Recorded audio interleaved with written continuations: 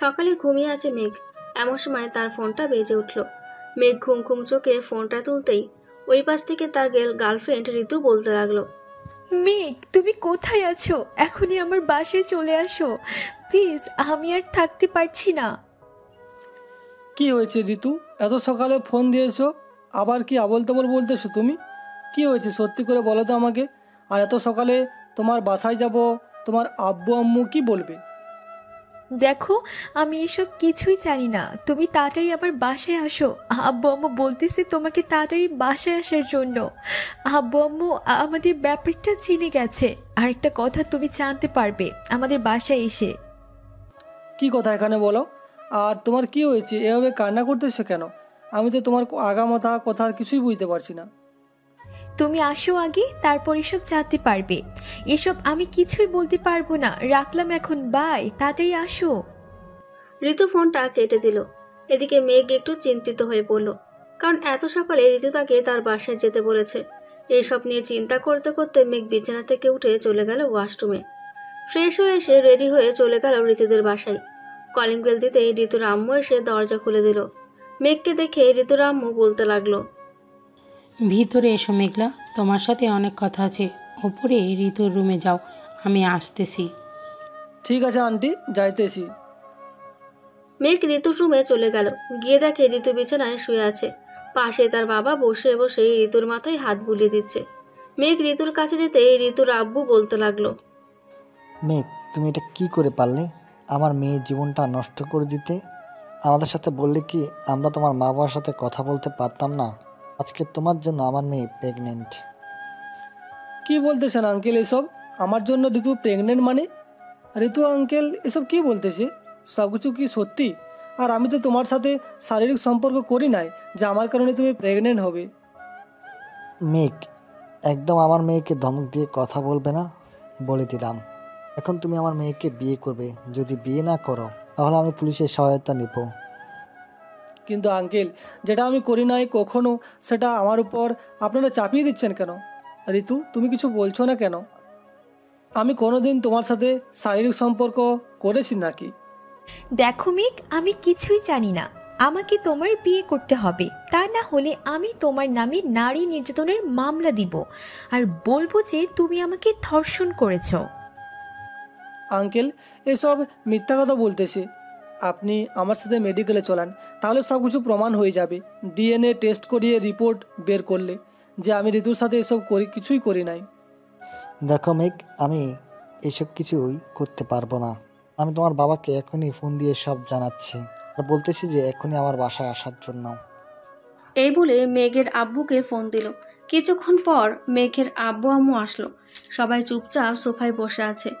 এমন সময় মেঘের আব্বু এসে মেঘের চুল ধরে পেটাতে লাগলো আর বলতে লাগলো, ছি মেঘ, ছি। তোর কাছে কখনোই এটা আশা করি নাই। তুই কি করে পারলি ঋতুর এত বড় সর্বনাশ করতে? আমরা ভেবেছিলাম তোদের পরীক্ষা শেষ হয়ে গেছে, বিয়েটা করিয়ে দিব, কিন্তু তার আগেই এই কাজ করে ফেললি তুই। এখন ঋতুর কি হবে সেটা বল। আব্বু প্লিজ আমাকে মারবেন না। আমি ঋতুর সাথে এমন কিছুই করি নাই যে ঋতু প্রেগনেন্ট হয়ে যাবে।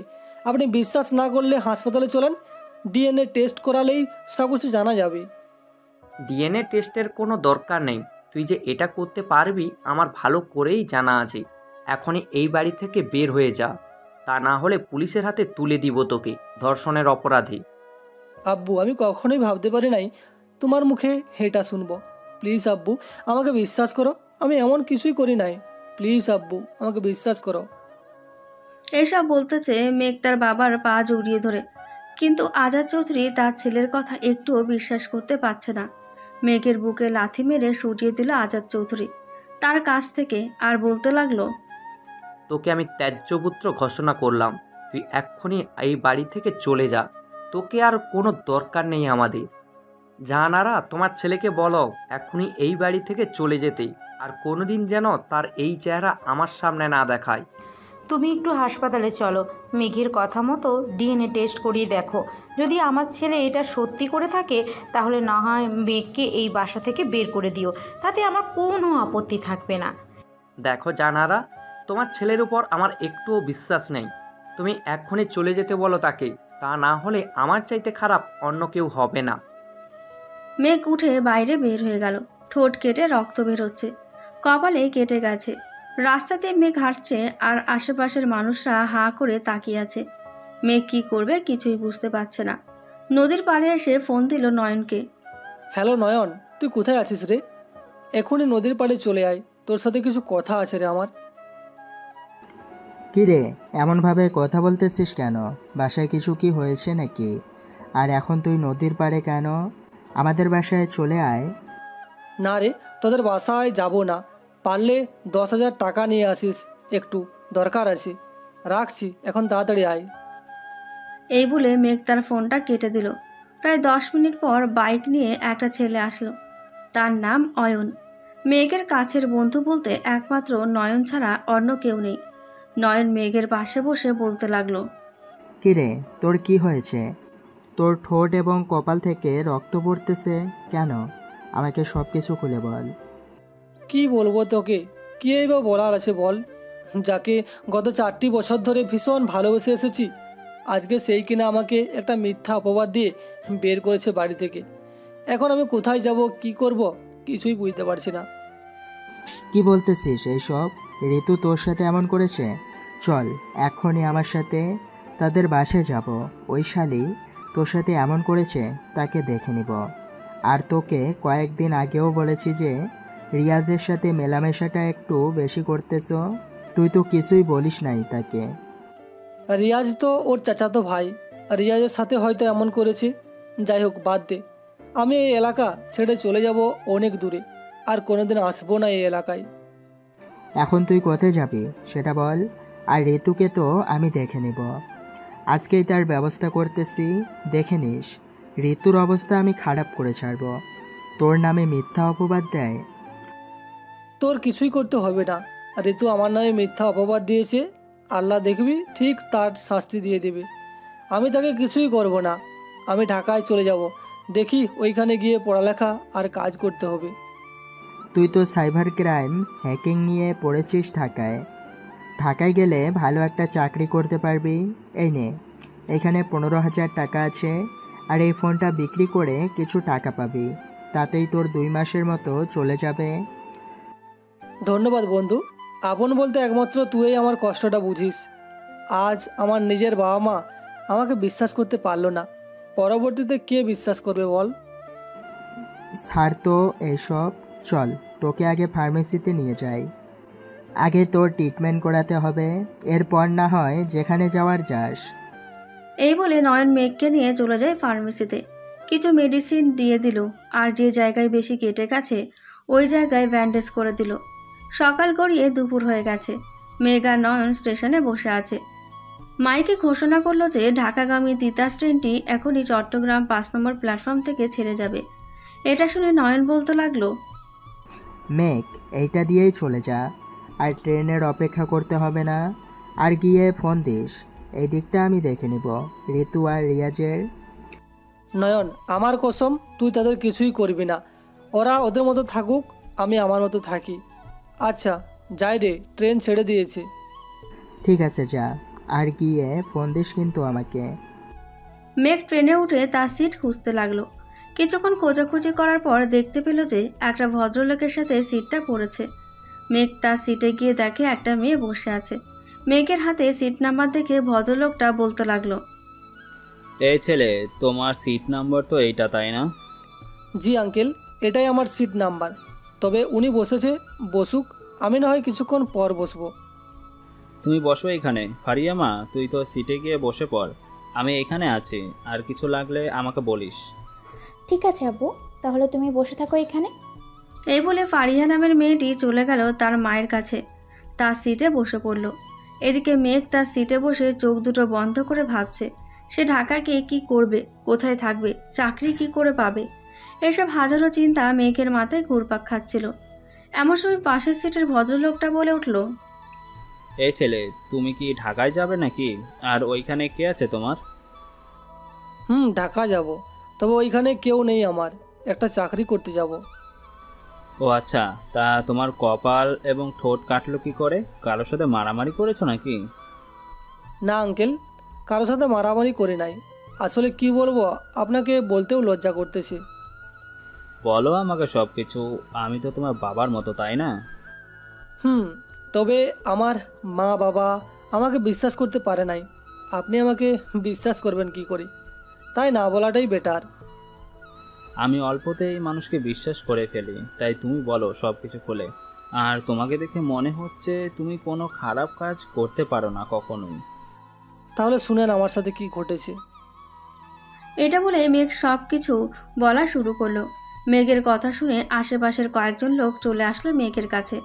মেঘকে উদ্দেশ্য করে বলতে লাগলো, ছি, একটা বাবা কি করে পারে তার ছেলেকে অবিশ্বাস করতে? আমরা তো কিছুই ভাবতে পারছি না। তোমার বাবা এমন কাজ করেছে? এখানে বিশ্বাস না করলে আমার কিছুই করার নেই। বিশ্বাস করব না কেন?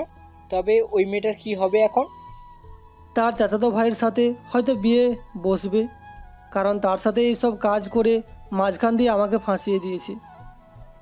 মেঘের সব কথা শুনে ফারুক মিয়ার চোখে পানি চলে আসলো। ফারুক মেঘকে উদ্দেশ্য করে বলতে লাগলো, শোনো মেঘ, আমি তোমাকে চাকরি দেব, তুমি কোনো চিন্তা করো না। আমি যে এখানে কাজ করি তোমাকে নিয়ে যাব কালকে। যদি করতে পারো তাহলে ওরা কালকে রেখে দিবে কাজের জন্য। ঠিক আছে আঙ্কেল, তবে আমি আপনার বাসায় থাকতে পারবো না, আমি হোটেলে থাকবো। তা কি করে হয়? তুমি অসুস্থ মানুষ, তোমাকে একা কিভাবে ছেড়ে দেব বলো?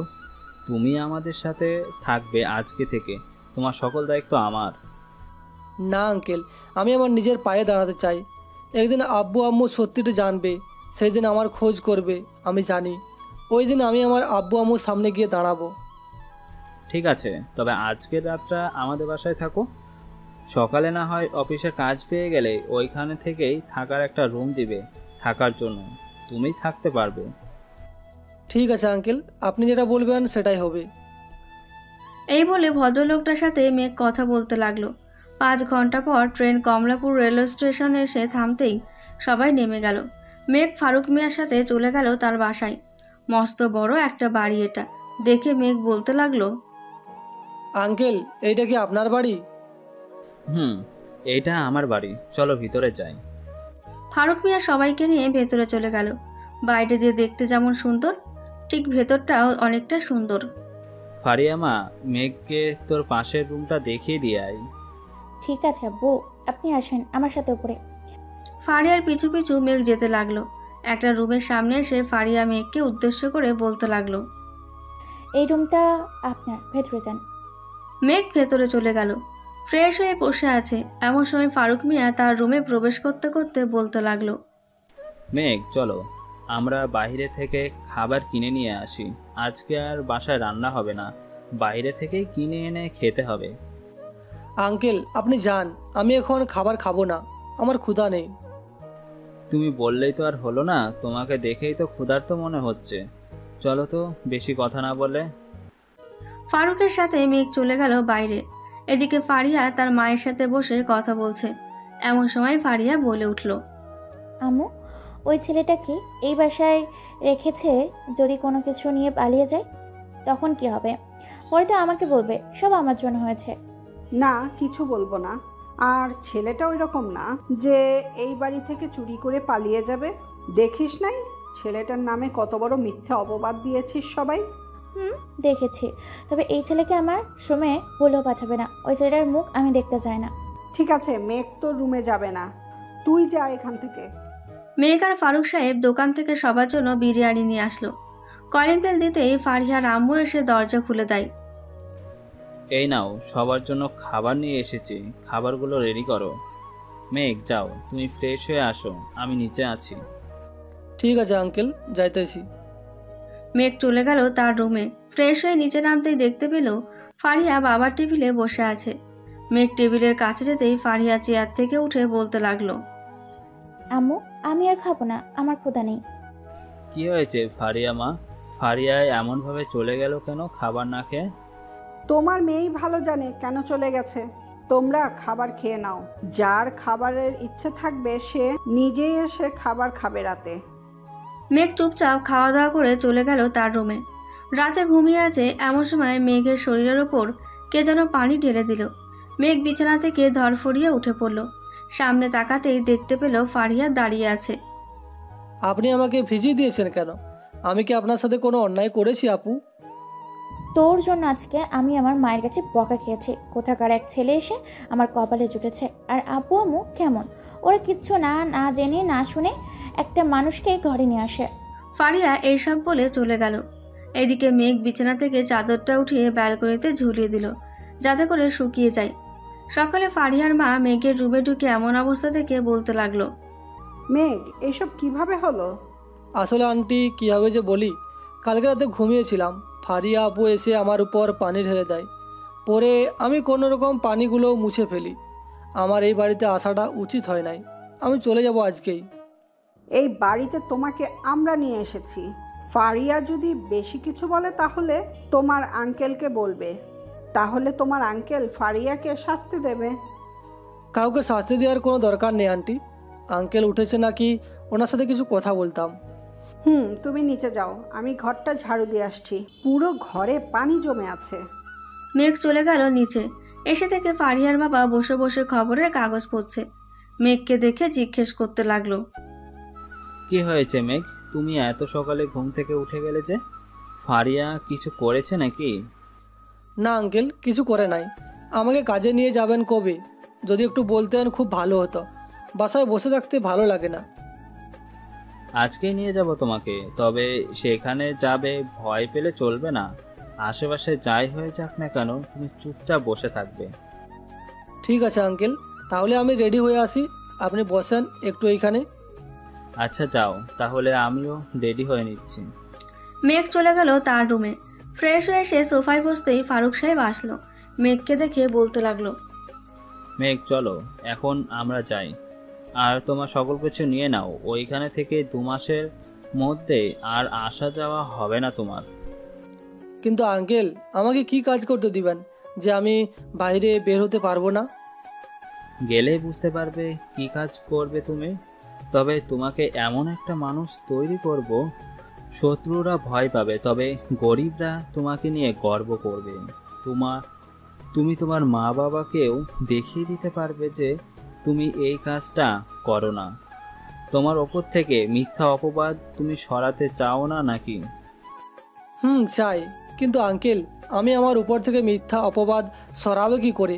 সবাই তো জানে যে আমি এমন কাজ করেছি। আস্তে আস্তে তুমি সব কিছু জানতে পারবে, কোনো চিন্তা করো না। এখন তুমি চলো, আগে ওই জায়গায় যাই। চলুন তাহলে। মেঘ আর ফারুক সাহেব গাড়িটা নিয়ে বেরিয়ে পড়লো তাদের গন্তব্যের উদ্দেশ্যে। প্রায় 2 ঘন্টা গাড়ি চালানোর পর একটা নির্জন রাস্তা দিয়ে গাড়িটা ঢুকতে লাগলো। এটা দেখে মেঘ বলতেছে, আঙ্কেল আশেপাশে একটা মানুষও নেই। আপনি আমাকে এটা কোথায় নিয়ে যাইতেছেন? বসে থাকো, এই চলে এসেছি।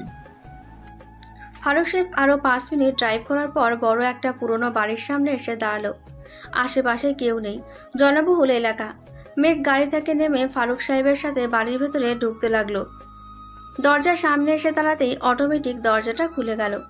এটা দেখে মেঘ কিছুটা অবাক হলো, কিন্তু কিছুই বলল না। ভেতরে যেতেই কয়েকজন লোক এসে মেঘকে চেক করতে লাগলো। এটা দেখে মেঘ তাদের উদ্দেশ্য করে বলতে লাগলো, এই যে ভাইয়ারা, আমাকে এইভাবে চেক করতেছেন কেন? আমি কি কিছু করেছি নাকি? না, আপনি কিছু করেন নাই। চুপচাপ এইখানে দাঁড়িয়ে থাকেন, আমরা চেক করা শেষ হলে ভিতরে ঢুকতে দিব। মেঘকে ছেড়ে দাও, তাকে আমি নিয়ে এসেছি। আর নয়নকে এক ডাক দিয়ে বলো আমার কেবিনে আসার জন্য। ঠিক আছে স্যার, আপনি কেবিনে যান। আমি এখনই নয়ন স্যারকে বলতেছি আপনার কেবিনে যাওয়ার জন্য। ফারুক সাহেব আর মেঘ চলে গেল একটা রুমে। রুমটা অনেক সুন্দরভাবে সাজানো আছে। এটা দেখে মেঘ ফারুক সাহেবকে বলতে লাগলো, আঙ্কেল আসার সময় তো আশেপাশে কাউকে দেখলাম না, কিন্তু এই বাড়িতে এতজন মানুষ আছে ভাবতেই পারছি না। আস্তে আস্তে সকল কিছু জানতে পারবে। তোমাকে এইখানে কেন নিয়ে এসেছি, এই বাড়ির আশেপাশে মানুষজন নেই কেন, সব কিছু তোমাকে বলবো। ফারুক সাহেব মেঘের সাথে কথা বলতেছে এমন সময় দরজার ওই পাশ থেকে নয়ন বলে উঠল, আসো নয়ন। জি স্যার, বলেন আমাকে কেন ডেকেছেন? নয়ন, এর নাম হচ্ছে মেঘ। এই ছেলেটাকে তুমি একজন প্রফেশনাল হ্যাকার বানাবে। 1 মাস সময় দিলাম, আর 1 মাস সময় দিলাম একজন প্রফেশনাল মাফিয়া বানাতে। তোমাকে 2 মাস সময় দিলাম। এই 2 মাসে তুমি মেঘকে সব কিছু দিয়ে পারফেক্ট করতে পারবে না? ইনশাল্লাহ পারবো স্যার। মেঘ চলো, আজ থেকে তোমাকে সকল কিছু বুঝিয়ে দিব। স্যার আপনি কি এখন চলে যাবেন নাকি এখানে থাকবেন কিছুক্ষণ? আমি এখন চলে যাব, কারণ কালকে রাতে একটা মিশন আছে। আশা করতেছি এই একদিনেই তুমি মেঘের পিস্তল চালানো শিখে ফেলবে। আঙ্কেল, আমি খারাপ মানুষ হতে চাই না, আমাকে দিয়ে কাজ ছাড়া অন্য কাজের ব্যবস্থা করে দেন। মেঘ, এটা খারাপ কাজ না, এটা হচ্ছে একটা ভালো কাজ। এইখানে থাকো কয়েকদিন, আশা করি সব কিছু বুঝে যাবে। পরে যদি মনে হয় এটা খারাপ কাজ তাহলে তুমি আমাকে ফোন দিও, আমি এসে নিয়ে যাব। ঠিক আছে আঙ্কেল। ফারুক সাহেব চলে গেল। এদিকে মেঘ আর নয়ন বড় একটা রুমে দাঁড়িয়ে আছে, চারিপাশে কম্পিউটারে ভর্তি। এটা দেখে মেঘ নয়নকে বলতে লাগলো, আচ্ছা নয়ন ভাই, এইখানে এত কম্পিউটার কেন, আর এইগুলো কি চলতেছে? এটা হচ্ছে একটা সার্ভার। হ্যাকার জগতে সবচাইতে বড় একজন হ্যাকার হচ্ছে আরএস হ্যাকার গ্রুপ। আমাদের গ্যাংস্টারের পুরো গ্রুপের নাম আরএস গ্রুপ। এই নামটা শত্রু আর একবার শুনতে পেলেই গর্ত খুঁড়ে ভিতরে ঢুকে বসে থাকবে। বিশ্বের সবচেয়ে খারাপ কাজ যারা করে তাদেরকে এখানে এনে মেরে ফেলা হয়। মেরে ফেললে কি হবে? তার চাইতে ভালো হতো পুলিশের কাছে ধরিয়ে দিলে, তাই না? তুমি যতটা সহজ ভাবছো, এই মাফিয়া জগৎটা এতটা সহজ না। আস্তে আস্তে সকল কিছু জানতে পারবে তুমি। এখন এইগুলো দেখো, হ্যাকার জগতে সর্বমোট তিনজন হ্যাকার আছে। প্রথম যে হ্যাকার আছে তারা হচ্ছে হোয়াইট হ্যাট হ্যাকার। ওদের কাজ হচ্ছে মানুষদের সাহায্য করা। দ্বিতীয় যে হ্যাকার আছে তারা হচ্ছে ব্ল্যাক হ্যাট হ্যাকার। এরা সর্বদা মানুষদের ক্ষতি করতে চায়। আমরা সবসময় মানুষদের উপকার করি, তাই আমাদের বলা হয় হোয়াইট হ্যাট হ্যাকার। আশা করি তুমি বুঝতে পারছো। বুঝতে পারছি। এখন আমাকে কি করতে হবে সেটা যদি একটু বলতেন খুব ভালো হতো। এখন আর কিছু বুঝতে হবে না, বাকিটা আস্তে আস্তে সব কিছু শিখিয়ে দেব। এখন চলো, তোমাকে পিস্তল চালানো শিখিয়ে দিই। চলেন যাই তাহলে। নয়ন আর মেঘ চলে গেল একটা রুমে। চারিপাশে দেওয়ালে ফোম লাগানো, যাতে এই ঘরের শব্দটা অন্য রুমে না যায়। এই নাও মেঘ, আমি যেভাবে দেখিয়ে দিচ্ছি ওইভাবে গুলি করো। আস্তে আস্তে তুমিও সব কিছু শিখে যাবে। নয়ন মেঘকে সব কিছু শিখিয়ে দিতে লাগলো। পিস্তলের কোন পার্টসের নাম কি কি, কিভাবে গুলি করতে হবে ইত্যাদি ইত্যাদি আরও নানান সব কিছু বুঝিয়ে দিতে লাগলো। দেখতে দেখতে একটি দিন কেটে গেল। রাতে সবাই খাওয়া দাওয়া করে রেডি হয়ে বসে আছে। এমন সময় ফারুক সাহেব আসলো। মেঘকে রেডি হওয়া অবস্থায় দেখে বলতে লাগলো, বাহ নয়ন বাহ, কদিনেই মেঘকে এতটা পরিবর্তন করে ফেলেছ। 2 মাসে আশা করতেছি আরও পরিবর্তন করতে পারবে। তোমাকে নিয়ে আমার গর্ব হয়। তুমি যদি না থাকতে তাহলে হয়তো এই মাফিয়া গ্রুপটা আমি চালাতে পারতাম না। তুমি আছো বলে 64 জেলার মানুষ আমাকে এখনও এক নামে চিনে, আরএস গ্যাংস্টার। ভাই, এত প্রশংসা করতে হবে না, আমার যতটুকু করেছেন এতেই হবে। তা আজকের মিশনটা কোন জায়গায় হবে? আমাকে তো কিছুই বললেন না। আজকের মিশনটা হবে শেখ হাসিনা সেতুর নিচে। সেখানে বর্তমান ঠিকানা হচ্ছে নরসিংদী নাগরিয়াকান্দি যাওয়ার সময় যে ব্রিজটা পড়ে ওটা। ও আচ্ছা, তাহলে তো কাছেই, বেশিক্ষণ সময় লাগবে না যাইতে। 10টা তো বেজে গেছে, চলেন এখন আমরা যাই তাহলে। চলো। ফারুক সবাইকে নিয়ে চলে গেল শেখ হাসিনা সেতুর নিচে। গিয়ে দেখে শত্রুরা তাদের কাজ শুরু করে দিয়েছে। মেঘ তার পিস্তলটা বের করে সাইলেন্সার লাগিয়ে গুলি করতে লাগলো। মেঘের এমন কাজ দেখে ফারুক আর নয়ন অবাক হয়ে তাকিয়ে আছে, আর মনে মনে ভাবছে যে মেঘ আগেও এমন মিশন কমপ্লিট করেছে। এইসব ভাবতে ভাবতে সবাই মিশনটা কমপ্লিট করে বসে আছে। আচ্ছা মেঘ, তুমি কি আগে কোথাও কাজ করেছো নাকি? এত ভালোভাবে পিস্তল চালাচ্ছ, মনে হচ্ছে সেনাবাহিনী অফিসারের থেকেও অনেক বেশি স্পিড এই মিশনে শেষ করেছো। না, এসব কাজ আগে কখনো করি নাই, তবে নয়ন ভাই আমাকে যা শিখিয়ে দিয়েছে আমি ওইভাবে চেষ্টা করেছি, বাকিটা আল্লাহর হাতে। নয়ন, নৌকা থেকে মালগুলো নামিয়ে গাড়িতে তুলে ফেলো। আমাদেরকে তাড়াতাড়ি যেতে হবে ডেরায়। এতক্ষণে মনে হয় পুলিশ সব জেনে গেছে। ভাই, সব কিছু গাড়িতে তোলা হয়ে গেছে, এখন চাইলে আমরা যাইতে পারি ডেরার দিকে। চলো তাহলে যাওয়া যাক। সবাইকে নিয়ে চলে গেল ডেরায়। ফ্রেশ হয়ে নয়ন, ফারুক আর মেয়ে কথা বলছে। এমন সময় নয়ন বলতে লাগলো, আমাদেরকে কাল সকালে সৌরভ ব্রিজের কাছে অবস্থান করতে হবে। আমি জানতে পেরেছি যে ওইখানে শত্রুরা ঘাঁটি করেছে। ভৈরব ব্রিজের কাছেই আমার একটা বন্ধুর বাড়ি আছে, আমরা চাইলে তাদের বাসায় থাকতে পারবো আঙ্কেল। মেঘ, আমাকে এতটাও দুর্বল ভেবো না। সব জায়গায় অয়ন আমাদের আস্তানা আছে, ঠিক তেমনই ওইখানেও আমাদের আস্তানা আছে। সকাল সকাল তোমরা চলে যাবে, আমি কাজ শেষ করে ওইখানে চলে যাব। আঙ্কেল আপনারা যেতে হবে না, আমরাই দেখে নিতে পারবো। কি বলো নয়ন ভাই? ভাই, মেঘ ঠিক কথাই বলেছে। আপনি কয়েকদিন রেস্ট করেন, এখন তো আমরা আসি, আমাদের কাজ আমরাই শেষ করতে পারবো। নয়ন, তোমরা তো বলতেছো, কিন্তু আমার ভয় হয়। আমার গ্যাং থেকে একটা লোকের কিছু হয়ে গেলে আমি তাদের পরিবারকে কি জবাব দিব? আঙ্কেল আমরা তো সবসময় বুলেট প্রুফ জ্যাকেট পরেই থাকি, আমাদের কোনো বিপদ হবে না, আপনি নিশ্চিন্তে থাকতে পারেন। তবু আমাকে যেতে হবে তোমাদের সাথে। আপনি যখন এত জোর করতে চান তাহলে আপনাকে নিয়ে যেতেই হবে, চলেন তাহলে। ফারুক সাহেব এবং তার পুরো গ্যাং নিয়ে চলে গেল ভৈরব ব্রিজের নিচে। জায়গাটা দেখতে অনেক সুন্দর। সকাল 10টা, মানুষের চলাচলও বেড়ে গেছে। ভাই আপনি হোটেলে চলে যান, ওইখানে আমরা সব কিছু দেখে নিব। মেঘ, তুমিও ভাইয়ের সাথে চলে যাও। আমি এইখানেই থাকবো, আমার কিছুই হবে না। আঙ্কেল আপনি চলে যেতে পারেন, সমস্যা নেই। ঠিক আছে, তাহলে যাই আমি। রাতে দেখা হচ্ছে। আর তোমাদের একটা কথা বলে রাখি, একা একা কোনো কাজ করতে যাবা না, সবার আগে আমাকে খবর দিবে। ঠিক আছে ভাই, আমরা না পারলে আপনাকে খবর দিব।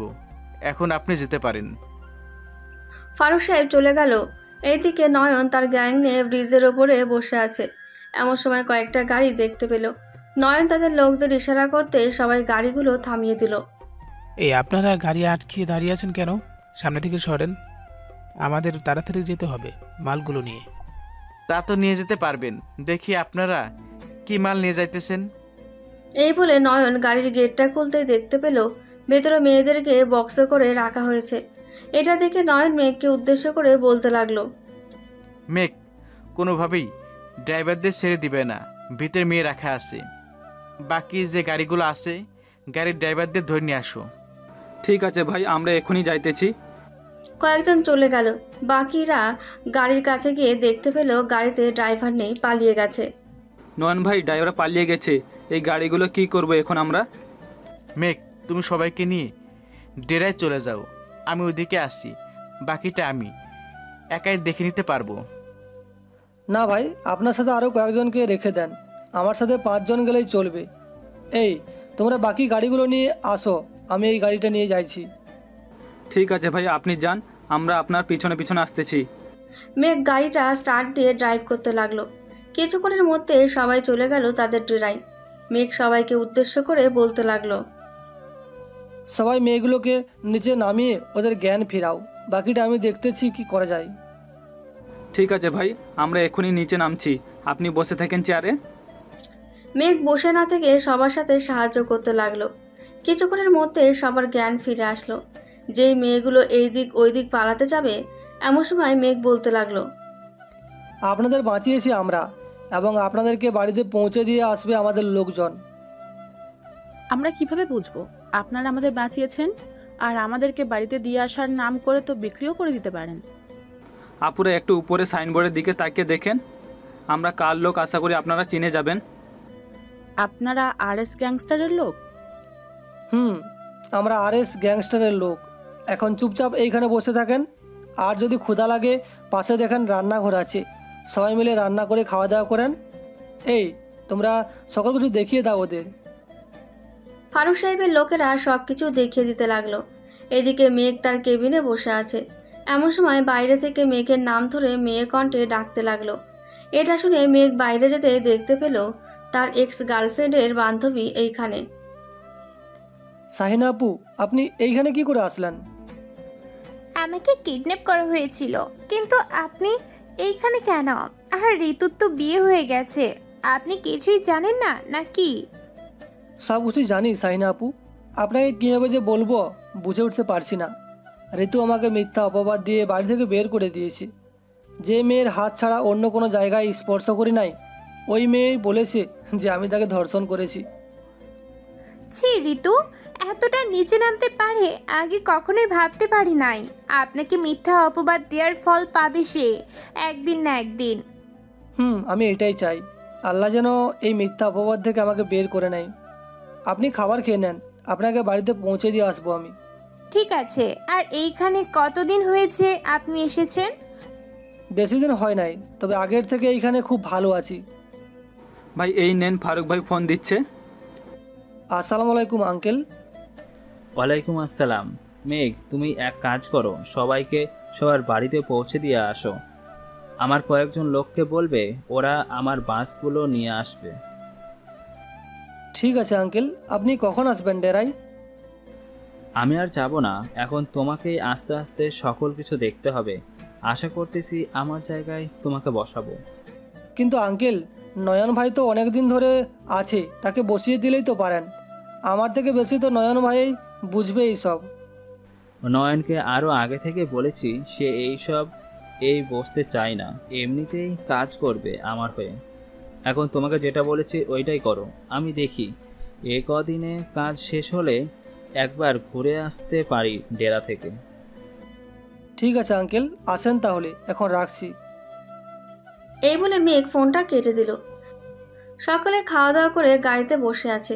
মেঘ তার চেনা পরিচিত জায়গায় যাকে যাকে কিডন্যাপ করে এনেছিল তাদেরকে নিয়ে চলে গেল। আচ্ছা ভাইয়া, আপনার মা বাবা ও আপনাকে বিশ্বাস করলো না, এটা মানতে পারছি না আমি। কপাল যদি খারাপ হয় তাহলে তো কিছুই করার নেই সাইনাপু। যাক, ওইসব আমি আর মনে রাখতে চাই না। যেই দিন আমার নামে মিথ্যা অপবাদটা কেটে যাবে, ওই দিন আমি আমার বাড়িতে যাব। ঠিক আছে ভাইয়া, আপনার যেটা ভালো মনে হয় ওইটাই করেন। আপনার জন্য দোয়া রইল, আপনি যেন খুব তাড়াতাড়ি আপনার বাবা মায়ের কাছে পৌঁছে যেতে পারেন। মেঘ আর শাহিনা কথা বলতে বলতে চলে গেল তাদের শহরে। সবাইকে নামিয়ে দিয়ে মেঘ আবারও রওনা দিল ডেরার উদ্দেশ্যে। প্রায় 4 ঘন্টা পর ডেরায় এসে পৌঁছায় মেঘ। রাতে খাওয়া দাওয়া করে শুয়ে আছে। এমন সময় নয়ন মেঘের কেবিনে ঢুকতে ঢুকতে বলতে লাগলো, কি রে, কি করিস? এই তো শুয়ে আছি। কালকে কি কোনো মিশন আছে নাকি? কালকে একটা মিশন আছে, আমি যেতে পারবো না, তোকে একাই যেতে হবে কয়েকজনকে নিয়ে। ঠিক আছে, আমি একাই চলে যেতে পারবো। এখন তো সকল কিছু আমি পারি, একা গেলে একাই মিশন কমপ্লিট করতে পারবো। ঠিক আছে, তবে ভাই যাতে জানতে না পারে তুই মিশনে একা গিয়েছিস। ভাই জানলে অনেক বকাঝকা করবে। ভাই তোকে মাফিয়া কিং বানাতে চায়, তোর এতটুকু কষ্ট করতেই হবে। আচ্ছা, চিন্তা নেই, আমি একাই সব কিছু করতে পারবো। আমাকে 3 জন লোক ব্যবস্থা করে দিতে পারবি, যারা এই ঢাকা শহর আরও বিভিন্ন জায়গা চিনে। যেখানে শত্রু আছে আমাকে খবর দিবে, আমি ওইখানে চলে যাব।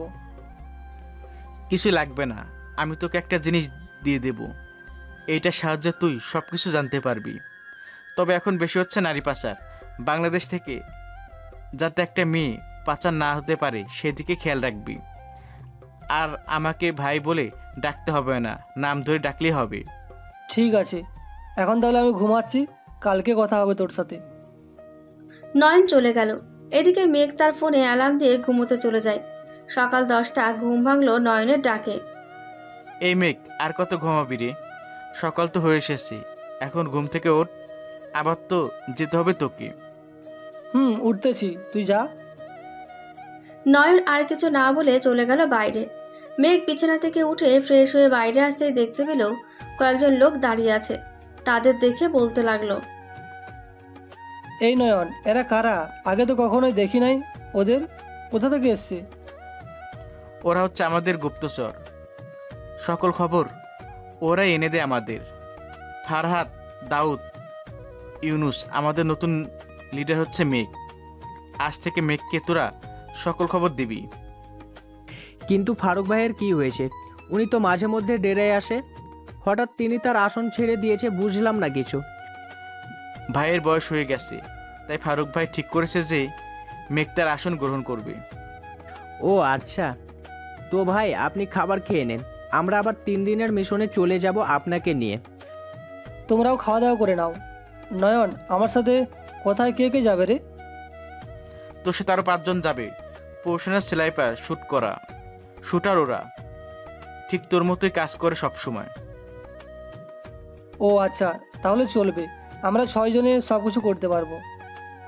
মেঘ খাওয়া দাওয়া করে গাড়িতে বসে আছে।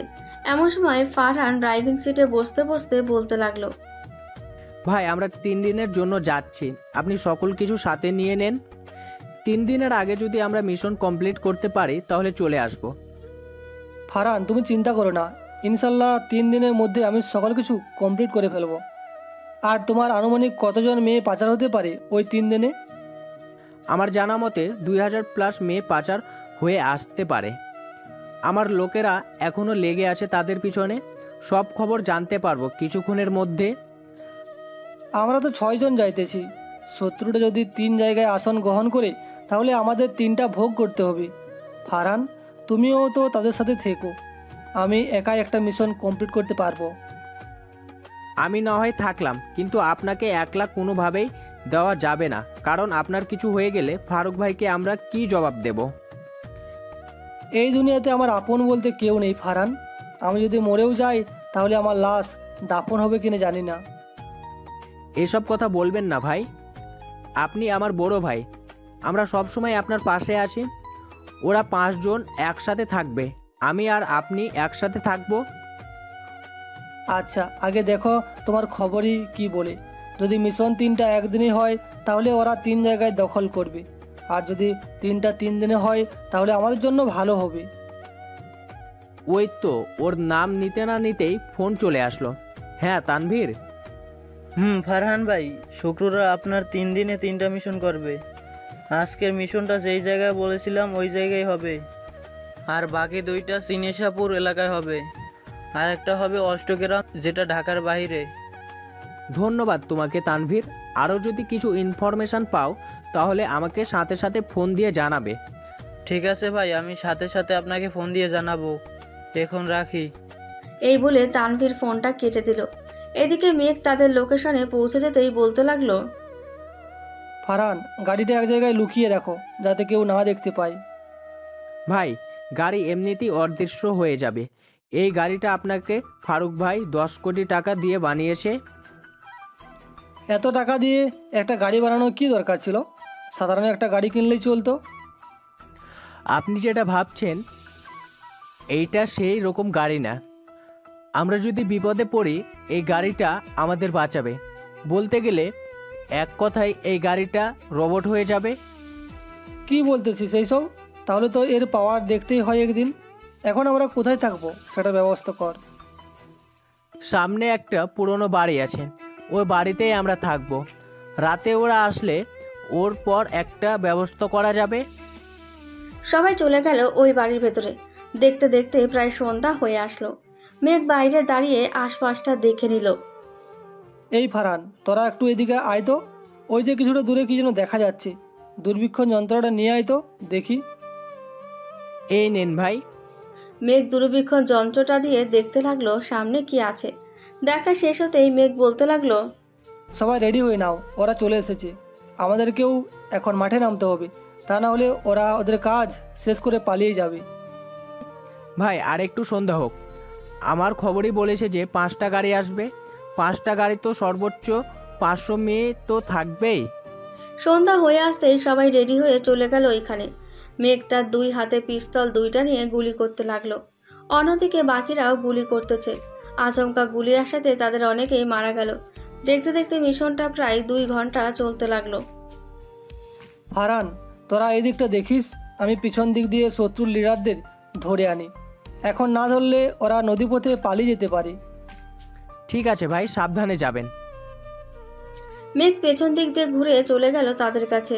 শত্রু পক্ষের লিডারকে ধরতেই বাকিরা অস্ত্র ফেলে যেই পালিয়ে যেতে যাবে, এমন সময় ফারহান আর বাকি 5 জন মিলে সবাইকে গুলি করে মেরে ফেললো।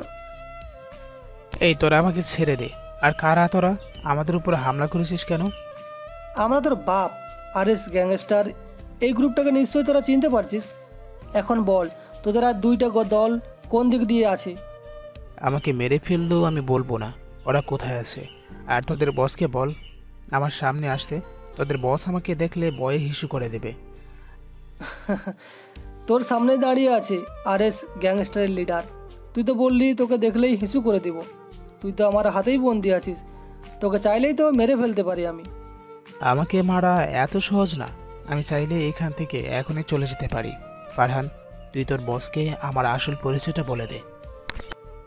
ভাই আপনি একটু সরে দাঁড়ান তো, আমি তাকে তার আসল পরিচয়টা দেখিয়ে দিচ্ছি। এটা বলে ফারহান ইমরানের বুক বরাবর 3টে গুলি করতেই সাথে সাথে ইমরান মারা গেল। ফারহান, এটা তুই কি করলি? এইটাকে ধরেই তো আরও বাকি 2টার খবর পাওয়া যেত। ভাই বাকি 2টার খবর আমি পেয়ে গিয়েছি, আপনাকে এত চিন্তা করতে হবে না। এই আয়ুষ, তুই গাড়িটা নিয়ে শহরে চলে যা, আমরা কালকে আসতেছি বাকি 2টা মিশন শেষ করে। ফারহানের কথা শুনে আয়ুষ গাড়িটা নিয়ে চলে গেল। এদিকে সবাই চলে আসলো সেই পুরনো বাড়িটায়। দেখতে দেখতে 2টে দিন কেটে গেল। আজকে মেঘদের মিশন শেষ। ফারহান, এখন কোথায় যাব আমরা? আজকে তো শেষ মিশন হবে মনে হচ্ছে। ভাই আমাদের ডেরায় কিছুটা দূরেই হবে শেষ মিশন। সবাই গাড়িতে বসো, আমাদেরকে এক্ষুনি যেতে হবে। মেঘ সবাইকে নিয়ে চলে গেল তাদের ডেরায়। রাত প্রায় 3টে। মেঘের পুরো টিম শত্রুদের জন্য অপেক্ষা করছে। কি রে ফারহান, ওরা কখন আসবে? দেখতে দেখতে তো রাত কেটে যাইতেছে। এই তো ভাই, ওরা চলে এসেছে। এই ফায়ার বন্ধ করা যাবে না, ওরা নিচে নামুক, এরপর ফায়ার করতে হবে। মেঘের হাত চুলকাচ্ছে, কখন সে গুলি করবে। ওরা যেই নিচে নামছে সাথে সাথে মেঘের পুরো টিম ওদের ওপর গুলি করতে লাগলো। কিছুক্ষণ 2 পক্ষের মধ্যে সংঘর্ষ হতেই মেঘের টিম জিতে গেল। এই তোমরা গাড়িটা নিয়ে ডেরার দিকে যাও, আমি আসতেছি ভাইকে নিয়ে। ঠিক আছে ভাই, আপনারা আসেন, আমরা গাড়িটা নিয়ে ডেরার দিকে যাচ্ছি। গাড়িটা নিয়ে ডেরার দিকে রওনা দিল। এদিকে মেঘ ভাবছে, সারা জীবন এইভাবে যদি মানুষের পাশে থাকতে পারতো তাহলে খুব ভালো হতো। ভাই আপনি আসেন, থাকবেও সব সময় মানুষের পাশে। চলেন এখন আমরা ডেরায় চলে যাই, সকাল তো হয়ে এসেছে, পুলিশ এসে লাশ নিয়ে যাবে কিছুক্ষণ পর। মেঘ আর ফারহান চলে গেল ডেরায়। দেখতে দেখতে কেটে গেল 9টি বছর। মেঘ বসে আছে, এমন সময় তার ফোনটা বেজে উঠল। তাকিয়ে দেখে ফারুক সাহেব ফোন দিয়েছে। কলটা রিসিভ করতেই বলতে লাগলো, মেঘ তুমি কোথায় আছো? এখনই তাড়াতাড়ি চলে আসো আমাদের বাসায়, একটা কাজ আছে। আঙ্কেল, একটু দেরি হবে, আমার ছোট্ট একটা কাজ আছে, ওইটা শেষ করে আসতেছি। ঠিক আছে, আসো তাহলে। মেঘ ডেরার সবাইকে বলে চলে গেল ফারুক সাহেবের বাসায়। কলিং বেল দিতেই ফারিহার আম্মু এসে দরজা খুলে দিল।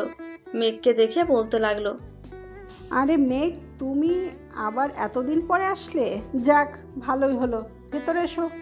মেঘ ভেতরে যেতেই দেখতে পেল কয়েকজন লোক বসে আছে সোফায়।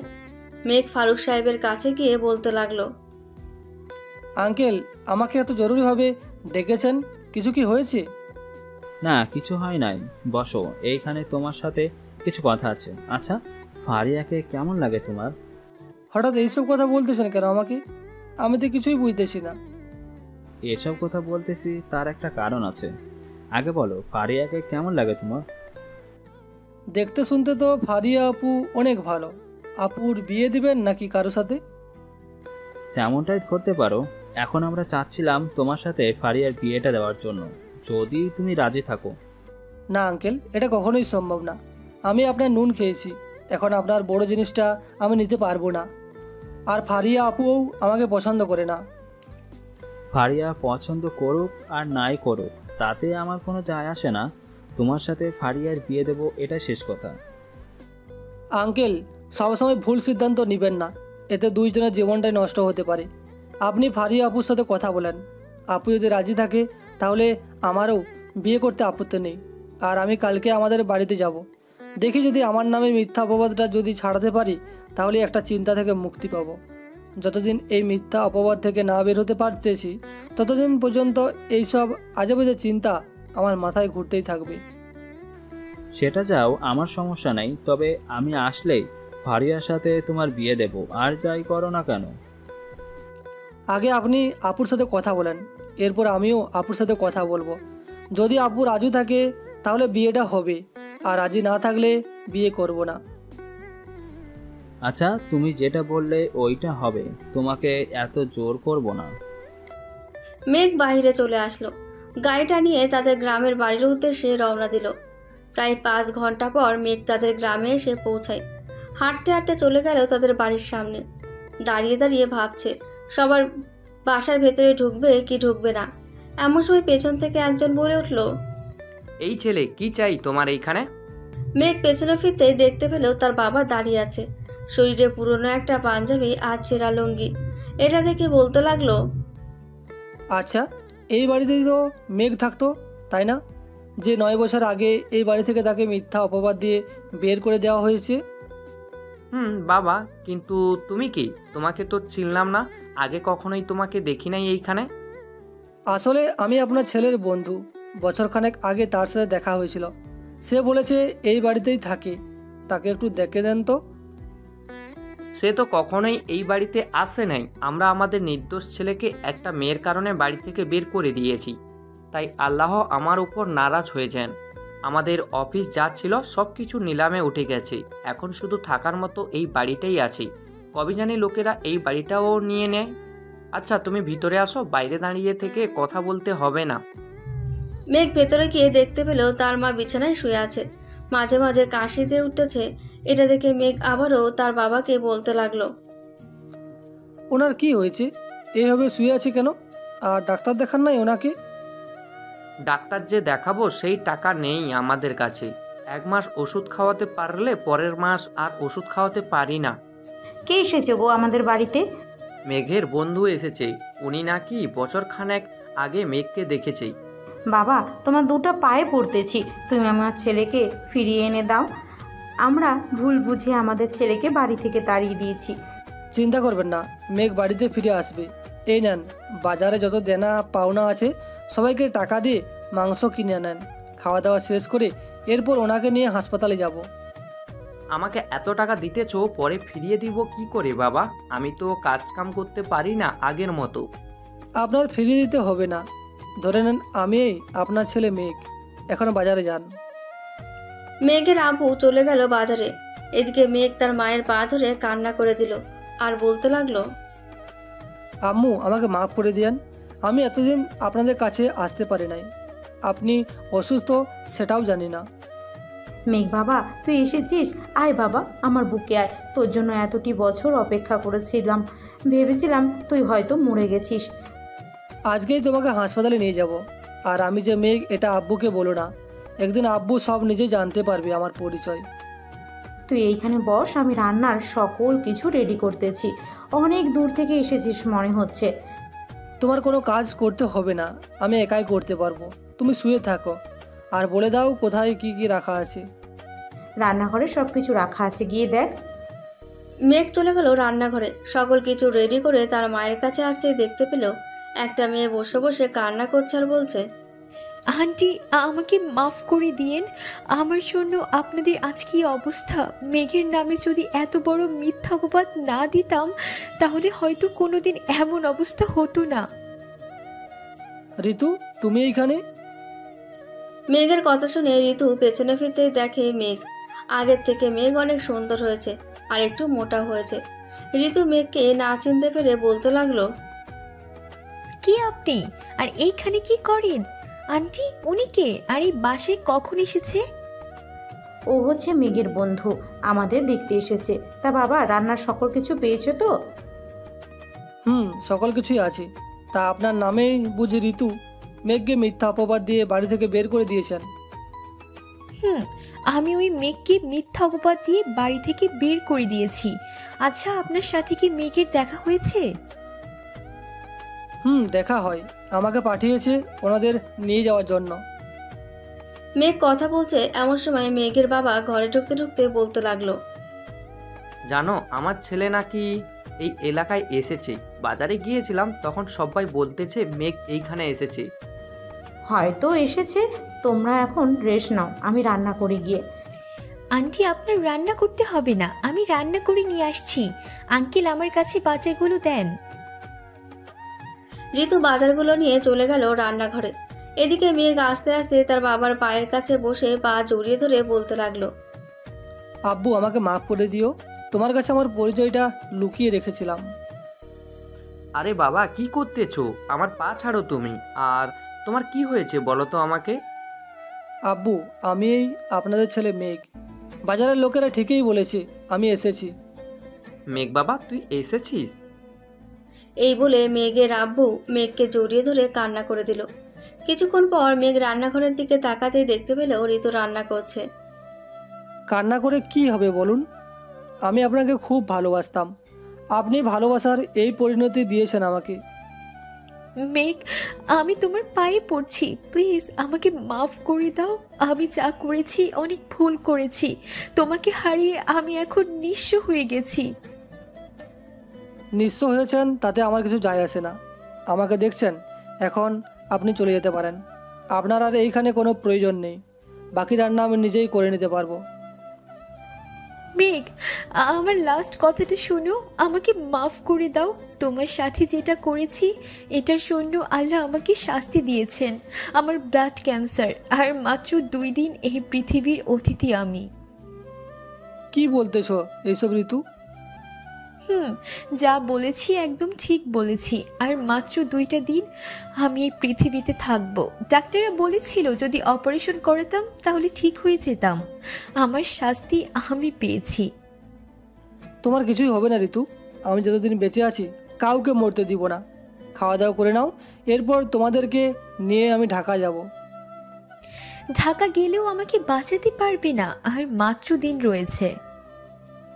সেসব তোমাকে চিন্তা করতে হবে না। এখন খাওয়া দাওয়া করে নাও তাড়াতাড়ি। আমি বাজার থেকে আমার গাড়িটা নিয়ে আসতেছি। গাড়ি এখানে আনতে হবে না, আব্দুল চাচাকে বললি উনি ওনার অটোরিকশা দিয়ে আমাদের বাজার দিয়ে আসবে। ঠিক আছে, তাড়াতাড়ি খাওয়া দাওয়া করে নাও। মেঘ সবাইকে নিয়ে খাওয়া দাওয়া করে নিল। খাওয়া দাওয়া শেষ হতেই সবাই চলে গেল বাজারে। মেঘের গাড়িতে উঠতেই মেঘ ড্রাইভ করতে লাগলো। এমন সময় মেঘের ফোনটা বেজে উঠল। হ্যালো নয়ন, কোথায় আছিস রে তুই এখন? এই তো ভাই, ডেরে আসি। কেন, কি হয়েছে? এখনই তুই ফারুক আঙ্কেলের সাথে যোগাযোগ করে তার হাসপাতালের 3টা সিট রেডি কর। আর ফারিয়া আপুকে বল যে ব্লাড ক্যান্সারে আক্রান্ত একটা মেয়ে আছে, আর 2 দিন বাঁচবে। তাকে যে করে হোক বাঁচাতে হবে। তুই ব্যবস্থা কর, আমি আসতেছি। ঠিক আছে ভাই, আপনি আসেন, আমি সকল কিছু ব্যবস্থা করে রাখতেছি। মেঘ আর কিছু না বলে দ্রুত গাড়ি চালিয়ে চলে আসলো ঢাকা। হাসপাতালে প্রবেশ করতেই সবাই মেঘকে দেখে সালাম করতে লাগলো। মেঘ সালামের উত্তর দিয়ে চলে আসলো ফারিয়ার কেবিনে। আসতে পারি ফারিয়া আপু? আসো ভেতরে। নয়ন তো আপনাকে সব কিছু বলেছে। এখন আপনি কি সিদ্ধান্ত নিলেন? এই কাজটা করতে পারবেন নাকি পারবেন না? করতে পারবো, তবে এইখানে বাঁচার মরার 2টা চান্স আছে। এখন তুমি বলো আমি কোনটা করব। আর তোমার সাথে আমাদের বিয়ের বিষয়টি নিয়ে একটু কথা বলতে চাই। এটা না হয় অপারেশনের পর বলবেন। এখন আপনি অপারেশন শুরু করেন, আমি বাইরে আছি। ঠিক আছে, আমি সকল কিছু ব্যবস্থা করে রেখেছি। রুগীকে নিয়ে অপারেশনের থিয়েটারে নিয়ে আসো। আচ্ছা, আমি এখনই দিয়ে আসতেছি। মেঘ চলে গেল। এদিকে ফারিয়াও অপারেশন রুমে এসে সবকিছু ঠিকঠাক করে অপারেশন শুরু করে দিল। দেখতে দেখতে 2 ঘন্টা কাটলো। মেঘের অপেক্ষার প্রহর শেষ হচ্ছে না। ভাই, আপনি কোনো চিন্তা করবেন না, কারণ আপনি তো বুঝতে পারছেন এটা একটা বড় অপারেশন। সময় নিচ্ছেন নিক। আপনি চলেন, ফারুক আঙ্কেল আপনাকে ডেকেছে। যাবো, চল একবার আম্মু আম্বুর সাথে দেখা করে আসি। চলেন। মেঘ চলে গেল তার মায়ের কেবিনে। গিয়ে দেখে তার মা বাবা ঘুমোচ্ছে। নার্সের সাথে কিছুক্ষণ কথা বলে চলে গেল ফারুক সাহেবের বাসায়। কলিং বেল দিতেই ফারিয়ার আম্মু এসে দরজা খুলে দিল। মেঘ, তুমি নাকি তোমার বাবা মাকে নিয়ে এসেছো ঢাকায়? ওনারা হাসপাতালে ভর্তি আছে, কিছুটা অসুস্থ, তাই হাসপাতালে ভর্তি করে দিয়ে এসেছি। ও আচ্ছা, ভেতরে এসো, তোমার আঙ্কেল রুমে আছে। মেঘ আর নয়ন চলে গেল উপরে। ফারুক সাহেবের কেবিনের সামনে এসে মেঘ বলতে লাগলো, আঙ্কেল আসতে পারি? মেঘ আসো, তোমারই অপেক্ষা করছিলাম এতক্ষণ। আঙ্কেল বলেন, কি বলবেন? আজকে রাতে একটা মিশন আছে, বলতে গেলে একটা অনেক বড় মিশন। আমাদের সবাইকে যেতে হবে ওইখানে। তা না হয় যাব, এটা তো আপনি ফোনে বলতে পারতেন। তাহলে বাসায় ডেকে আনার মানে বুঝলাম না। বাসায় ডেকে এনেছি একটা কারণে। এইসব মেয়ে পাচারের পিছনে প্রধানমন্ত্রী হাত আছে। এই দেখো, আমার গুপ্তচর কিছু ভিডিও পাঠিয়েছে। এই ভিডিও তো আমার কাছে আরও 3 মাস আগে থেকেই আছে। আর এটা প্রধানমন্ত্রী না, এটা প্রধানমন্ত্রীর বড় ভাই শাহিন চৌধুরী। তুমি এত কিছু জানো, আমাকে বলো নাই কেন এইসব? আর শাহিন তো আমার বন্ধু, আমি চাইলেই তাকে ডেকে আনতে পারি এখনই। এখন না, আজকে রাতে ডেকে আনবেন তাকে, ওইখানে বিচার হবে তার। এখন আমি যাই হাসপাতালে, 3 জনকে ভর্তি করিয়ে এসেছি। ঠিক আছে, যাও তাহলে। আর তোমাকে রাতের মেসেজ করে জানিয়ে দেব কোথায় মিশন হবে আজকে। ঠিক আছে আঙ্কেল। মেঘ আর নয়ন চলে গেল হাসপাতালে। অপারেশন থিয়েটারের সামনে আসতেই দেখতে পেল অপারেশন করা শেষ। এটা দেখে মেঘ ফারিহার কেবিনে আসতে দেখে ফারিহা বসে আছে। অপারেশন শেষ হয়েছে নাকি? অপারেশন করা শেষ। আমি কখনোই ভাবতে পারিনি এমন একটা রোগীকে বাঁচাতে পারবো। আল্লাহ চাইলে সব কিছু করা সম্ভব। তা ঋতু কেমন আছে এখন? এখন আলহামদুলিল্লাহ ভালো আছে, তবে তাকে হাসপাতালে থাকতে হবে 7 দিন। বাসায় কোনোভাবেই নেওয়া যাবে না। ঠিক আছে, থাকুক তাহলে। আর আমাদের বিয়ের বিষয়ে কি যেন বলতে চাইছিলেন, এখন বলতে পারেন। আমাদের বিয়ের যেন সামনের মাসে দিয়ে দেওয়া হয়। তুমি আন্টি আঙ্কেলের সাথে কথা বলো, আমি আব্বু আম্মুকে বলে রাখছি। ঠিক আছে, আমি আব্বু আম্মুর সাথে কথা বলতেছি, তুমি ওদের দেখে রেখো। আমি রাতে হাসপাতালে থাকবো না, একটা মিশন আছে, মিশনটা কমপ্লিট করতে যাব। এসব ছেড়ে দেওয়া যায় না মেয়ে। আর কত মানুষ খুন করবে? আল্লাহর কাছে কি জবাব দেবে তুমি? জানি না, তবে এই কাজটা এখন আমার পেশা হয়ে গেছে। আমার হয়ে যদি গরিব মানুষগুলো সুখে থাকে, তাহলে আমি হাজারো অপরাধ করতে রাজি আছি। ঠিক আছে, তুমি করো তাহলে, আমি কিছুই বলবো না তোমাকে। আচ্ছা, আমি এখন বাসায় যাচ্ছি, বিকাল 5টায় আসবো। আমি আসলে এরপর তুমি না হয় যাইও। আচ্ছা, যাবো নে। ফারিয়া চলে গেল। এদিকে মেঘ চলে আসলো তার মা বাবার কেবিনে। মেঘকে দেখে তার মা বলতে লাগলো, বাবারে, আজকে তোর জন্য মেয়েটা বেঁচে গেছে। আমার একটা কথা রাখবি বাবা? আম্মু, কি কথা বলো? তুই ঋতুকে বিয়ে করে নে, মেয়েটা আর কতদিন একা থাকবে? কেন, তার কি বিয়ে হয় নাই আমি চলে আসার পর? না, হয় নাই। আর ঋতুর পেটেও বাচ্চা আসে নাই। ঋতু সব অভিনয় করেছিল তোর সাথে সম্পর্ক শেষ করে দেওয়ার জন্য। কি বলতেছো আম্মু এইসব? আমি তো তোমার কথার কিছুই বুঝতেছি না। আমি যা বলেছি সব সত্যি বলেছি। তুই চাইলে ঋতুকে জিজ্ঞেস করতে পারিস, তবে আমি চাইতেছি ঋতু আর তোর বিয়েটা দিতে। কিন্তু আম্মু, আমার বিয়ে তো অন্য একটা মেয়ের সাথে ঠিক হয়েছে, আমি কি করে ঋতুকে বিয়ে করব এখন বলো? আমি ফারিয়ার মা বাবার সাথে কথা বলবো, তুই ব্যবস্থা করে দে। আর না হয় ফারিয়ার সাথে আমাকে কথা বলিয়ে দে, আমি দেখি ফারিয়া কি বলে। ঠিক আছে, 5টায় ফারিয়া আসবে, আমি তোমার সাথে কথা বলিয়ে দিব নে, পরে তোমরা ডিসিশন নিও কি করবে আমাকে। মেঘ আরও কিছুক্ষণ কথা বলে চলে গেল ঋতুর কেবিনে। গিয়ে দেখে ঋতুর জ্ঞান ফিরেছে। ঋতু, এখন কেমন লাগছে তোমার? ভালো লাগছে।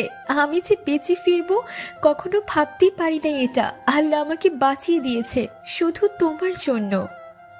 হয়তো এটাই। আচ্ছা, তুমি থাকো, আমার কাজ আছে, আমি এখন চলে যাব, সকালে দেখা হবে। এই বলে মেঘ চলে গেল ফারিহার কেবিনে। গিয়ে দেখে ফারিহা চলে এসেছে। ফারিয়াকে পেছন থেকে হালকাভাবে জড়িয়ে ধরে বলতে লাগলো, আম্মু তোমাকে ডেকেছে, তুমি আম্মুর কাছে যাও, আমি কাজে চলে যাইতেছি। ঠিক আছে, যাও তাহলে। আর সাবধানে কাজ করবে, তোমাকে হারাতে চাই না। এই কয়েকদিনে আমি তোমাকে অনেক ভালোবেসে ফেলেছি মেয়ে। তাই নাকি? প্রথম তো আমাকে দেখতেই পারতে না, এখন তো ভালোবাসা কোথা থেকে আসতেছে শুনি? জানি না। আচ্ছা যাও, তুমি নিচে নয়ন অপেক্ষা করছে, দেখে আসলাম। মেঘ চলে গেল নিচে। এসে থেকে তাদের পুরো টিম চলে এসেছে। মেঘ গাড়িতে উঠতে গাড়ি চলতে লাগলো তাদের মিশনের সেই জায়গায়। আচ্ছা নয়ন, আমি যা জানতে পেরেছি এটা কি সত্যি হবে আজকে? শুনেছি দুবাইয়ের মাফিয়া এবং অস্ট্রেলিয়ার মাফিয়ারা আমাদের উপর হামলা করবে। আপনি ঠিক বলেছেন, কিন্তু ওরা একলা না, সাথে ভারতের মাফিয়া কিং ও আসবে। তাই তো ফারুক ভাই বলেছে আমাদের সবাইকে আজকে থাকতে হবে, মিশনটা অনেক বড়। মিশনটা কত বড় সেটা গেলেই না হয় দেখা যাবে। এখন গাড়িটা তাড়াতাড়ি চালা, রাত 9টার আগেই ওই জায়গায় থাকতে হবে আমাদের। নয়ন গাড়ি চালাতে লাগলো। প্রায় 3 ঘন্টা পর গাড়ি এসে পৌঁছায় ঘন একটা জঙ্গলের সামনে আর রাস্তা নেই দেখে ফারুক সাহেব বলতে লাগলো, মেঘ, সামনে আর রাস্তা নেই, তুমি এক কাজ করো, সবাইকে নিয়ে ভিতরে যাও, আমি গাড়িটা লুকিয়ে রেখে আসতেছি। নয়ন, তুমি আমার সাথে থাকো। ঠিক আছে, আসেন তাহলে আপনারা, আমরা ভেতরের দিকে যাইতে থাকি। এই বলে মেঘ তার টিমকে নিয়ে ভেতরের দিকে যাচ্ছে। 100 মিটার হাঁটার পর বড় একটা খালি জায়গায় যেতেই সামনে থেকে একজন লোক বলতে লাগলো, এই তোরা তো দেখি মরার জন্য আগে ভাগে চলে এসেছিস। আজকে আমাদের দলের সবাই তোদেরকে মেরে সাথে করে নিয়ে যাবে। আচ্ছা, দেখা যাবে কে কাকে নিয়ে যায়। সবাই প্রস্তুত আছে তো? ভাই আমরা প্রস্তুত আছি। এটা বলতেই মেঘ ফায়ার করতে লাগলো তাদের ওপর। মেঘের পুরো টিমের সবার শরীরে বুলেট প্রুফ জ্যাকেট পরে থাকার কারণে কোনো ক্ষতি হচ্ছে না। এদিকে মেঘ সামনের দিকে এগিয়ে যাচ্ছে আর গুলি করছে। প্রায় 5 ঘন্টা তাদের সাথে লড়াই করলো মেঘের টিম। এখন শুধু বেঁচে আছে ভারত আর মাফিয়া কিং, অস্ট্রেলিয়ার এবং দুবাইয়ের মাফিয়া কিং। মেঘ তাদের সামনে গিয়ে বলতে লাগলো, কি রে, তোরা না আমাদের গ্যাংকে মেরে তোদের সাথে নিয়ে যাবি? এখন তো দেখতেছি তোদের পুরো গ্যাংকে মেরে আমরা সাথে নিয়ে যাব। তা আমাদের দেশ থেকে মেয়ে নিয়ে যাওয়ার এতই শখ, তাই না? আঙ্কেল, প্রধানমন্ত্রীর বড় ভাইকে ফোন দেন। আর ফোন দিতে হবে না, ওই যে চলে এসেছে। এই নয়, তাড়াতাড়ি ব্যাটাকে ধরে নিয়ে আয়, তা না হলে পালিয়ে যাবে।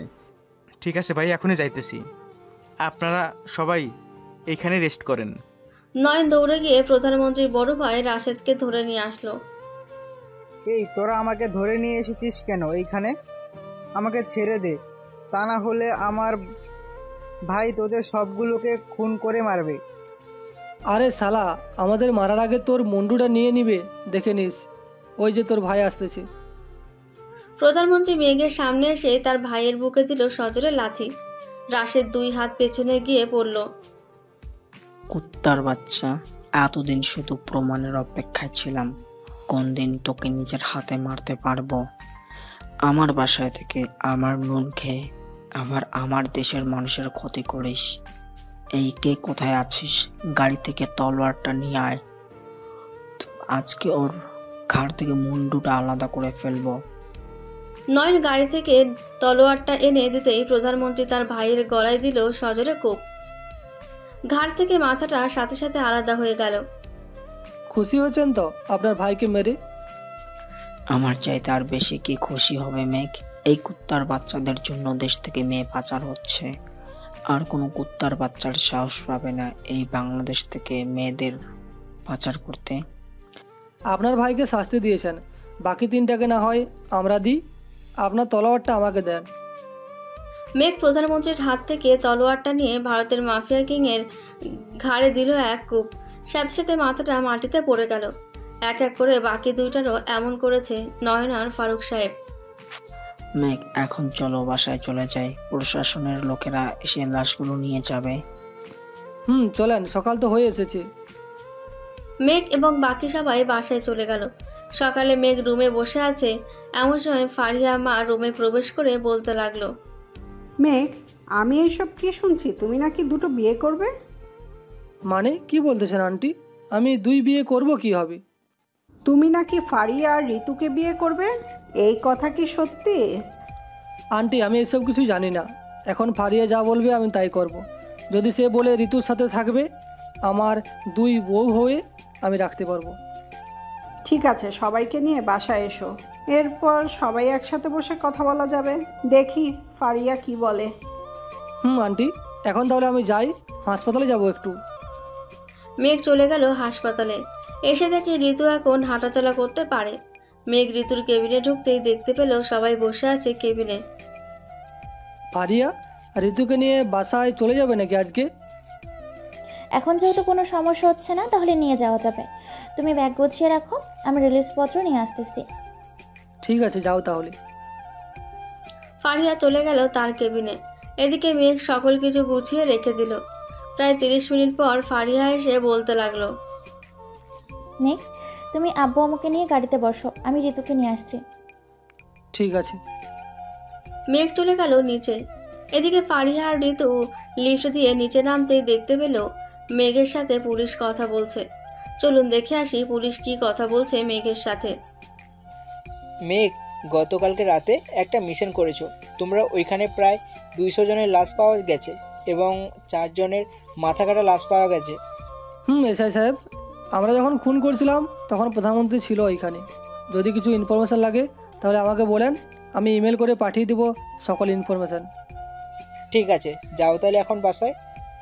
পুলিশ চলে যেতেই ফারিয়া এবং ঋতু আসলো মেঘের কাছে আর বলতে লাগলো, মেঘ কি হয়েছে? পুলিশ এসেছিল কেন? ওই তো কালকে একটা মিশন করেছিলাম না, ওইটার কিছু ইনফরমেশন নিতে এসেছিল। তোমরা গাড়িতে বসো, আমি গাড়ি চালাচ্ছি। ওরা গাড়িতে বসতেই মেঘ গাড়ি চালাতে লাগলো। প্রায় 30 মিনিট পর চলে আসলো বাসায়। কলিং বেল দিতেই ফারুক সাহেব এসে দরজা খুলে দিল। ভিতরে আসো সবাই, বাহিরে দাঁড়িয়ে আছো কেন?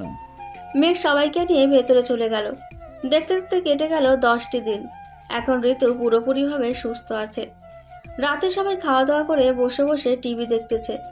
এমন সময় ফারুক সাহেব বলে উঠল, আচ্ছা ফারিয়া আর ঋতু, তোমরা দুজন কি মেঘকে বিয়ে করতে চাও নাকি একজন করতে চাও? আব্বু, আমরা দুজনই মেঘকে বিয়ে করতে চাই। আমাদের কোনো সমস্যা হবে না, আপনি বিয়ের ব্যবস্থা করতে পারেন। একবার ভেবে দেখো, দুজন সারা জীবন কিন্তু থাকতে হবে তোমাদেরকে। আব্বু, আমাদের ভাবা হয়ে গেছে। আমাদের বিয়ে দিবেন কবে এটা বলেন। তোমরা দুজন যখন ঠিক করেছো সবকিছু, তাহলে তোমরা দুজনেই বলো কবে তোমাদের বিয়ে দেব। কালকে কাজে ডেকে আমাদের বিয়েটা দিয়ে দেন, তাহলেই আমরা খুশি হব, তাই না রে ঋতু? ফারিয়া যা বলছে তাই করেন। ঠিক আছে, কালকে কাজে ডেকে তোমাদের বিয়েটা দিয়ে দেব।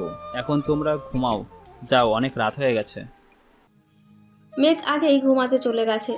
এদিকে ফারিয়া আর ঋতু মেঘের রুমে এসে দেখতে পেল মেঘ আরামে ঘুমাচ্ছে। এটা দেখে দুজনে মেঘের দুই পাশে শুয়ে পড়ল। মাঝরাতে মেঘ বুকে অনেক ভারী কিছু অনুভব করে ঘুমটা ভেঙে গেল তার। চোখ খুলতে দেখতে পেল দুইজন দুই পাশে শুয়ে আছে। মেঘ যে উঠতে যাবে এমন সময় দুইজনই বলে উঠল, চুপচাপ এখানে শুয়ে থাকেন। আমাকে ওয়াশরুমেও যেতে দিবে না নাকি তোমরা দুইজন? এটা আগে বললেই হতো। মেঘ চলে গেল ওয়াশরুমে। বেচারা এখন আছে মহাবিপদে, দুই বউকে নিয়ে কি করবে। দেখতে দেখতে সকাল পেরিয়ে সন্ধ্যা হয়ে গেল। সবাই বসে আছে। এমন সময় কলিং বেলটা বেজে উঠতেই মেঘের আম্মু গিয়ে দরজাটা খুলে দিল। নয়ন কাজীকে নিয়ে দাঁড়িয়ে আছে। নয়ন, ভিতরে আসো। বাহিরে দাঁড়িয়ে আছো কেন? নয়ন কাজীকে নিয়ে ভেতরে চলে আসলো। কাজী তিনজনের বিয়ে পড়িয়ে দিয়ে চলে গেল। রাত প্রায় 12টা। মেঘ আর নয়ন ছাদে দাঁড়িয়ে আড্ডা দিতেছে। এমন সময় নয়ন বলে উঠল, আচ্ছা ভাই, এখন আপনি যান। এখন না গেলে সারাতের মধ্যে মনে হয় না দুজনের বিড়াল মারতে পারবেন। এইসব বলিস না রে, বাসর ঘরে ঢুকলেই তো আমি শেষ হবেন না। এখন চলেন, তা না হলে দুইজন মিলে কোলে করে নিয়ে যাব, তখন বুঝবেন আমরা কে জিনিস। কোলে করে নিতে হবে না, চলো আমি হেঁটেই যাচ্ছি। মেঘ দুইজনের সাথে হেঁটে হেঁটে চলে গেল বাসর ঘরে। তিনজন মিলে নামাজ আদায় করে বসে আছে। মেঘ দুইজনের ঘোমটা খুলে বলতে লাগলো, মাশাআল্লাহ, দুইজনকেই অনেক সুন্দর লাগতেছে। এই বলে মেঘ দুইজনের কপালে চুমু দিতেই ফারিয়া বলতে লাগলো, এটা তো চল আমাদের কাজ আমরা শুরু করে দিই, তা না হলে সকাল হয়ে যাবে। আর তো আছে মাত্র কয়েক ঘন্টা। চলো। এই বলে দুই বউ মিলে মেঘের ওপর ঝাঁপিয়ে পড়লো। না তো মেঘ কোনো কিছু বলতে পারছে আর না তো কিছু করতে পারছে। বেচারা জন্য আজকে আমার নিজেরও কষ্ট হচ্ছে। এই যে আপনারা ভুলেও কিন্তু একসাথে দুই বিয়ে করবেন না। যদি করেন তাহলে এই নায়কের মতো আপনাদেরও একই অবস্থা হবে। আজকের গল্পটা এই পর্যন্তই থাক। আবারও দেখা হবে নতুন কোনো গল্পে। ধন্যবাদ।